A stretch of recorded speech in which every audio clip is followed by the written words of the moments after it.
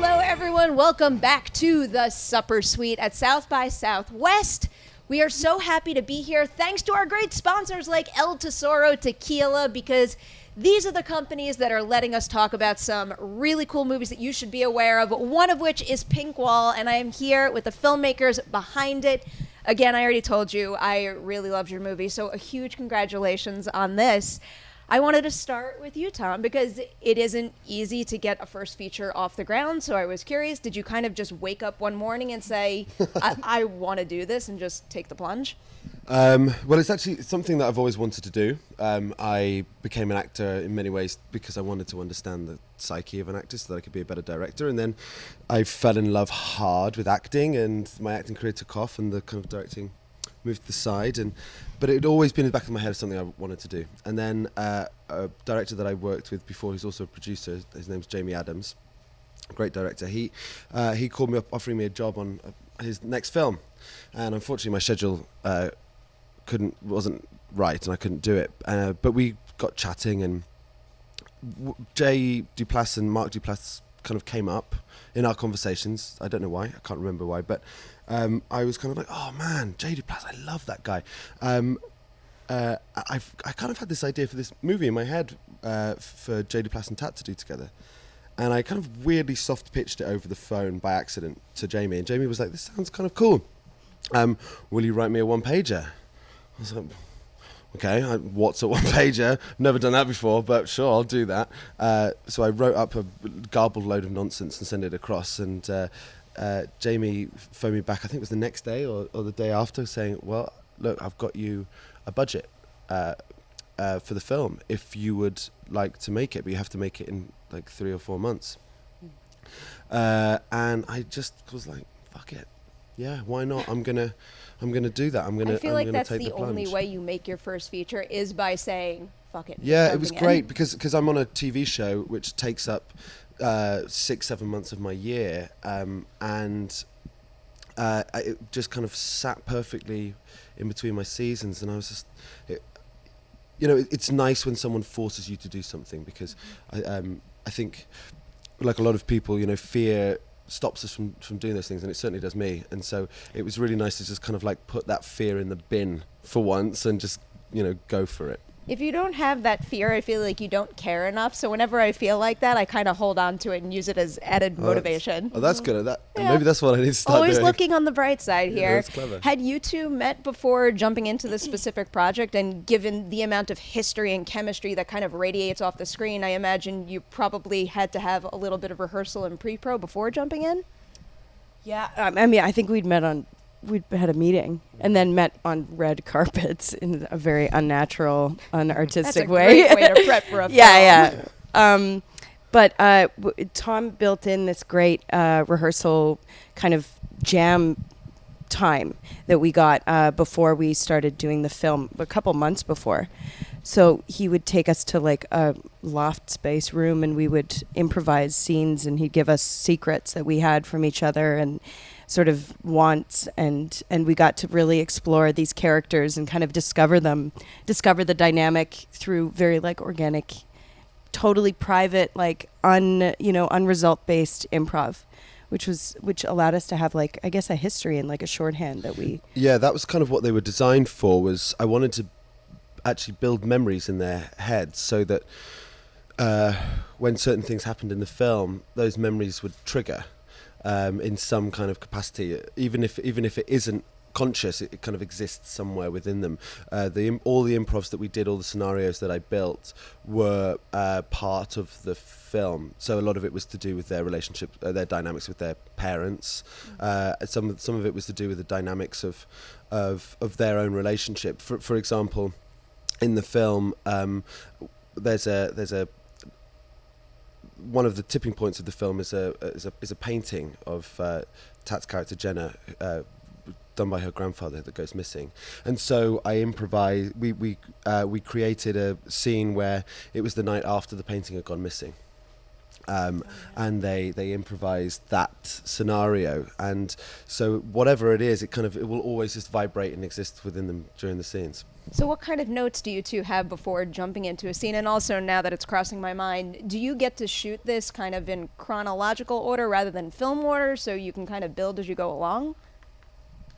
I think we shot in beard order. Yeah, We did. that actually makes a lot of sense. And I'm not kidding. Because we changed the look a lot, and the beard was really the limiting factor. Like, we so slowly chipped away at a big, fat, sloppy stoner beard. Right? That's basically how we did it. And that's the guiding principle, organizing principle of this film. Yeah, it was all done on Jay's beard. The reduction, the slow kind of sculpting. That's right. And yeah. To the stash. It's a big deal. I feel like people don't really think about that, how difficult it is to create a fake, realistic-looking beard. So you got to work it into the schedule that way. Yeah, we really did. In prep, I was kind of like Googling images of Jay to see what I could do with him, and this image of him with a moustache popped up, and I was just like, wow, that he looks good.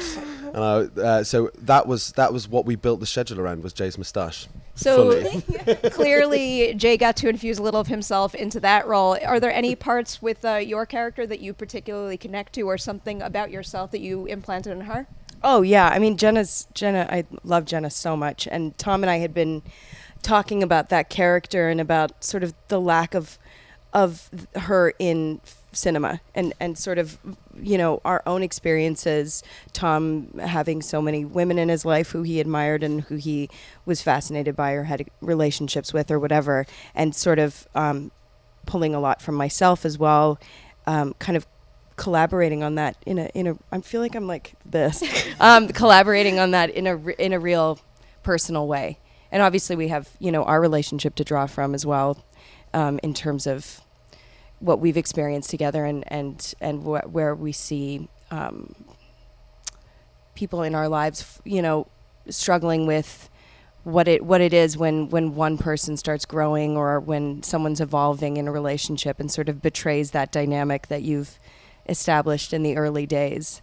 How do you grow with each other? So, yeah. I feel like most movies don't really dig into the nuance of something like that, and especially how messy it can get. So it's very refreshing to have something that really kind of digs deep and gets into those dark corners like this. I was also curious for you, because I remember years ago, I mean, you know, I'm a huge fan of Orphan Black, and I remember so long ago there were the Rogue One rumors, and then seeing what you've done recently, I mean, with this, and, you know, I'm thinking about Destroyer. I'm just curious, after Orphan Black, kind of what your priorities are and what really pulls you into a specific project, because I would like to bet you have your pick. I mean, it's always been the same thing, really, since I was a kid. It's character, and and I'm so hungry for characters that are complicated, and processes like this, where improv and where personal experience, and where the space that Tom held on the set was so safe, and every single crew member felt like they could collaborate, like they had a voice in it, which is so unusual, where every actor had complete ownership over what they were saying and what their point of view was. That kind of process is so rare, and it doesn't matter what other stuff comes along. It's always, if that's on the table, it's like a no-brainer, you know? Not to say a blockbuster can't have that degree of No, collaboration and sure. intimacy, but would something, like if, I don't know, a superhero role came knocking on your door, would you be interested in something like that? Or do you like the more kind of, I guess, grounded, collaborative, free-flowing approach to an independent film? It's all up for grabs. I like collaboration on whatever level that is, you know, and I think you can find it all over the place. You just have to ally yourself with the right people and really seek it out. But obviously I think on a small scale, people can take bigger risks. And I think what's so cool about Pink Wall is that Tom took really big visual storytelling risks and did it with full support from the cast and crew and from the producers and everybody to really follow his vision. And I think that is sometimes something that you can only do on a smaller kind of budget, or, you know, I don't know, maybe not.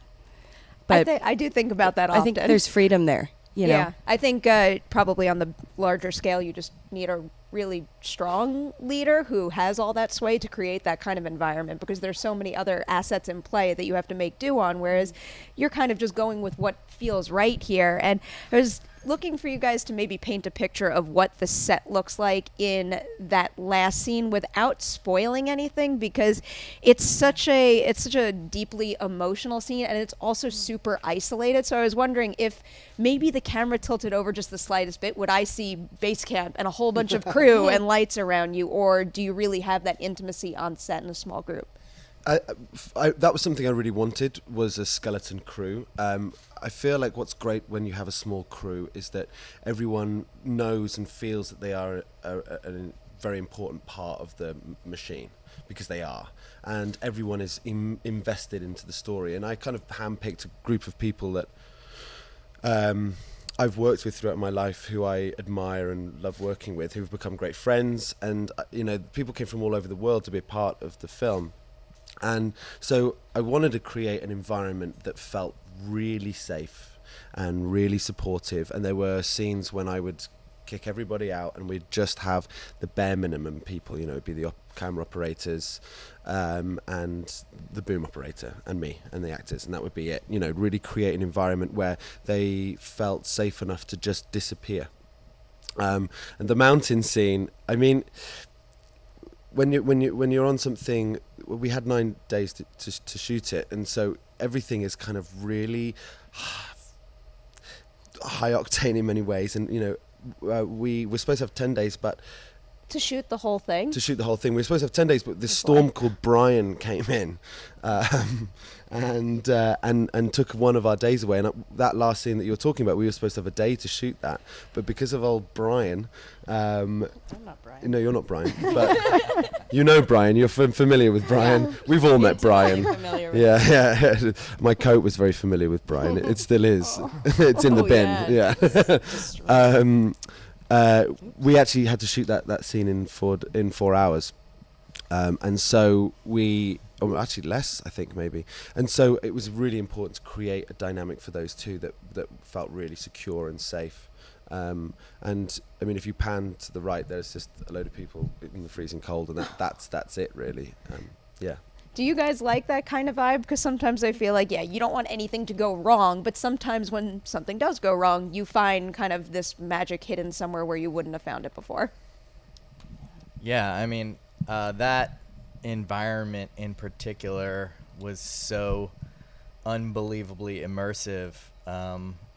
It's hard to describe how cold and how wet it actually was, and the sort of trudging that we were doing. I mean, it's basically like some dark-ass Wuthering Heights shit. Like, when people say they died in a bog, I didn't understand until I was, like, there in a fucking bog. Like, you literally could take the wrong step and just, like, disappear into a hole of brown water. He went in. I was running, luckily, and everyone was like, don't run. But I was like... My kind of thinking is, look, if I'm making everyone do this, I'm the one that has to work the hardest and get the wettest and carry the most heaviest. And you did that, buddy. And I was running, and thank God I was running, because I stepped on this bit of grass and I disappeared, and it was right next to a waterfall, and luckily I was running, so only my leg went down up to about here, but my other leg was out, and they kind of pulled me out. Yeah, it's terrifying. I was like, I think I was gonna I would have gone. It was weird. I have a major soft spot for horror movies, and that just feels like a Final Destination scenario on a film set. I can't handle it right now. He's gone. Where is he? He's in the mountain somewhere. Beside the mountain. But also, I mean, just to the credit of the environment that Tom created and the intimacy that he created.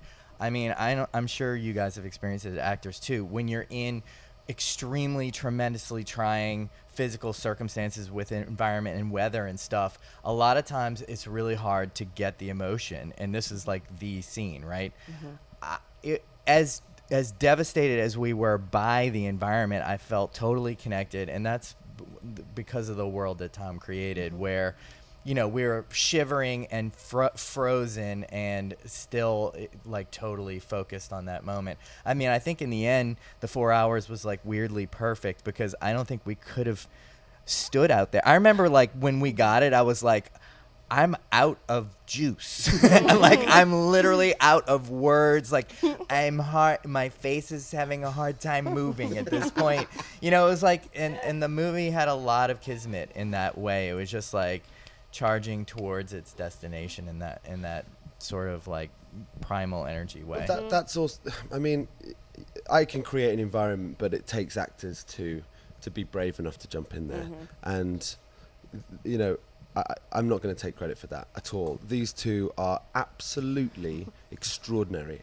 I'm so lucky to have them in my film, and you know, they went in deep and they really dove and they looked after each other. It was really humbling to watch these two actors create a space for each other that was generous and really caring, but so brave. And that's actually them, you know, that's not me. Really, they're amazing. I love hearing about things like that. That is part of the reason why I love covering festivals like South by Southwest. I'm a firm believer that a film set isn't just a place where people go to work. It is where a family creates something that's important to them. You get that vibe from hearing you guys talk about it, and you get the vibe from the film as well. So I'm going to thank you so much for being here right now. Thank I'm going to remind everybody out there, keep an eye out for Pink Wall from the Supper Suite at South by Southwest in Austin. Thanks for watching. We'll see you soon.